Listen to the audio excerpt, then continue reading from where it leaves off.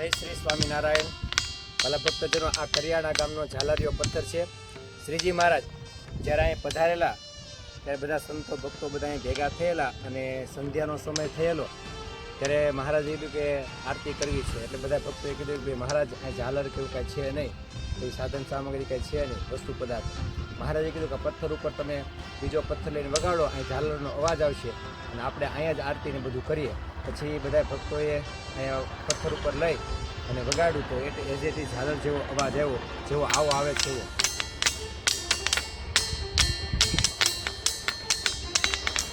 એવો મહાન આ પ્રસાદીભૂત શ્રીજી મહારાજના સ્પર્શથી પ્રસાદી થયેલો એવા ઝાલરિયો પથ્થર છે કરિયાણા ગામમાં.